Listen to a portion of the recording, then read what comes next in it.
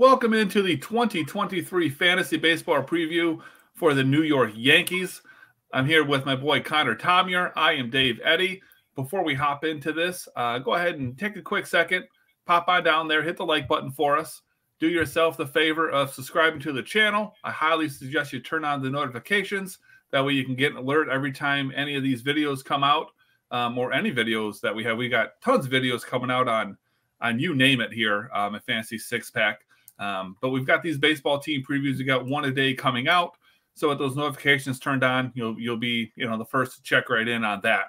And also go to fantasysixpack.net/plans. You can sign up for our all access pass. That gets you all sorts of stuff. My favorite part is probably, the award-winning rankings, first of all, but the draft tools that we have are absolutely phenomenal.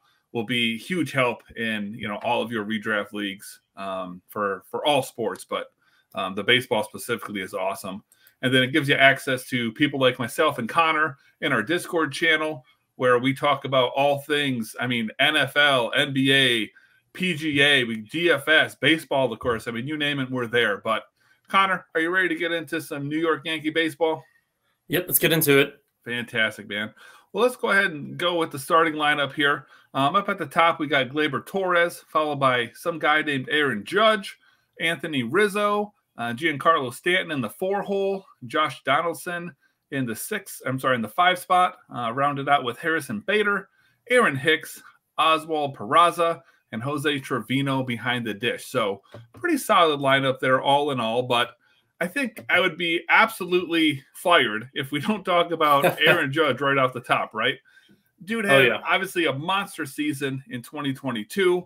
I think everyone knows about the 62 home runs, but I think, it's important to note he also hit 311, had a 425 on-base percentage, and for anyone who knows or cares about WRC+, his was at 207, which is just an outrageous number. So, I mean, ultimately the question becomes, Connor, do you think we see something similar in 2023 from Aaron Judge? Oh, yeah, I think we do. I mean, the 62 home runs, it's going to be tough reaching that again. He broke a record, and the record lasted for as long as it did for a reason. But the other things, the batting average, on-base percentage, I do think we'll see it up high again. The on-base percentage was so high because pitchers were scared to pitch to him. He's a mean character in the box, and, I mean, I would walk him too, to be honest. But I am thinking we see another one, and he has a chance of being picked like right after Ohtani in redraft leagues. So he's up there. Yeah, I mean, for me, Aaron Judge is a guy in 2023 that I'm never going to own. He's going like, early mid first round, and just the other people that are around him, I trust so much more. I think that anytime you get like a Yankee or a Cub or a Red Sox, people like that, you get like attacks involved with that player because of the team that they play for. They typically have a little bit of an inflated value. Now, Aaron Judge, off of his numbers last season, he's well worth that pick, but I don't think we see that again. I'm not saying it was an outlier season, but it's definitely going to be his career best. I think that we'll see the on-base percentage hover around the same spot. I think the batting average takes a pretty serious dip. I don't think he's going to probably be better than a maybe 280 hitter, which is still good. Don't get me wrong. But he's not. I don't see him batting over 300. Home run wise, I would imagine like 30 is probably a lock if he's healthy. 40, yeah, sure, absolutely. But beyond that, I don't know that we get that. So again, very valuable player, but he's not a guy that I personally would probably even take in the first round at all. So he's going to be gone before I would ever get to him personally. You know what I mean? Okay. So guy a little bit lower on the totem pole here I want to talk to you about and kind of get your thoughts. Oswald Peraza, I'm pretty sure he's going to start the season as the Yankees everyday shortstop. We've got him here batting in the 8-hole. Is he a guy that you think could compete for AL Rookie of the Year? Oh, he's definitely a Rookie of the Year candidate, and playing in New York, I think, will help him out with that too. Yeah, because it's New York, it's the Yankees. Yep. There you go. And then it's also, I mean, he does have a pretty good lineup around him too, so we might see a pretty good stat line off of that. I looked at BetMGM; they have his odds at plus 2,500, which is tied for 11th to win AL Rookie of the Year.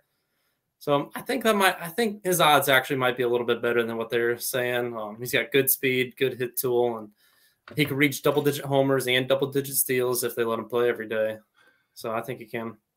So listen, I don't want to be labeled as a Yankees hater because I'm going to go the opposite of you here. I'm going to say I don't think he's got much of a chance.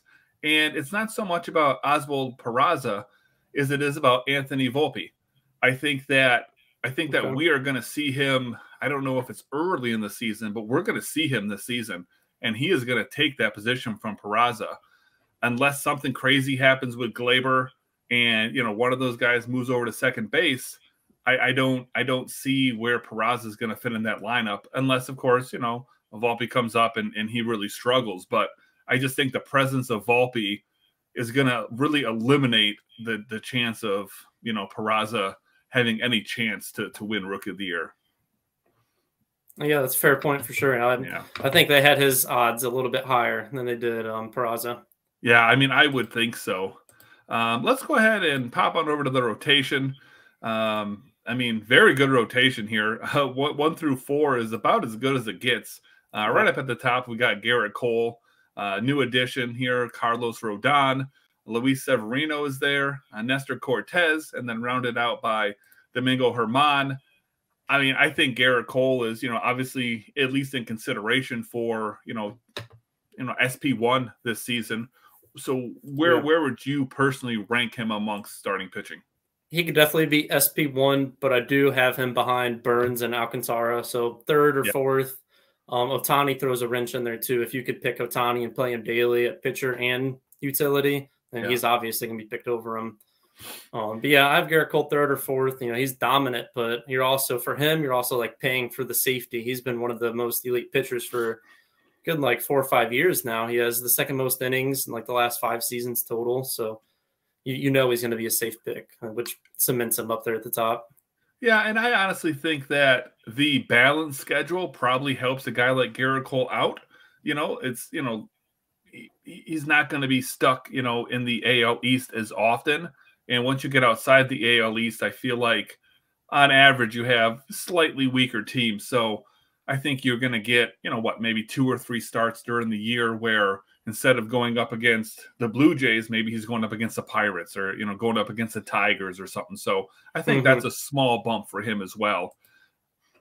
And then, like I said, man, the middle of this rotation is stacked. I think obviously Cole is number 1. I don't think there's a whole lot of question there. But with the 2, 3, 4 guys, Rodon, Severino, Cortez, how would you rank those 3 guys? I go Carlos Rodon at 1. He gets the most strikeouts. He had the 3rd most strikeouts in all MLB last season. So you can't go wrong with that guy there.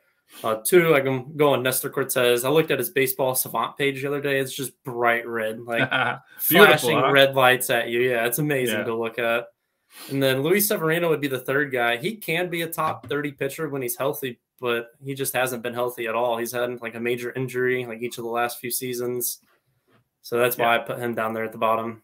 Yeah, I mean, I'll make it really simple and say I 100% completely agree with you on every point there. So let's just go ahead and finish it off here with the bullpen for the Yankees.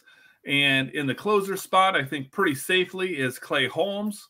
7th and 8th inning guys, we're looking at Jonathan Loaizaga and Michael King. Rounding out that bullpen, Tommy Conley, Wandy Peralta, Lou Trevino, Ron, I should have looked at this name ahead of time, Mara something or another, and Albert Abreu. So let's just keep it simple here, and I'm just going to ask you about Clay Holmes, and basically, where do you think that he comes in as far as relief pitchers? Top 10 guy, top 15, what are you thinking?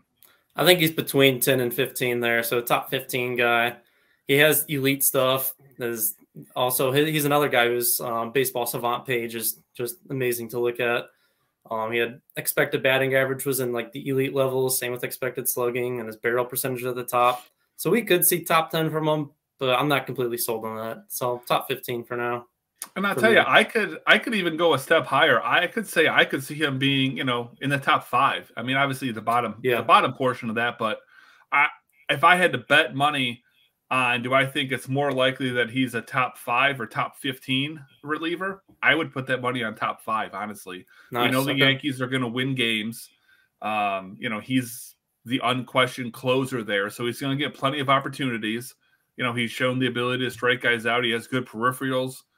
I really don't know what more you want out of a closer, you know? So it more becomes an ADP thing, you know, are you comfortable with him where he's going to go? But if you're looking for safety at the closer position, I think Clay Holmes is in that mix. Good deal. All right, so that's going to do it here for our 2023 fantasy baseball preview for the New York Yankees. Again, make sure you head on over fantasy6pack.net/plans. Check out our all access package. You can have conversations about anything we've talked about here with Connor and myself personally, with any of the fans, anyone else that's in there, and anyone else from the Fantasy Six Pack team. So we appreciate you tuning in, and we'll see you next time.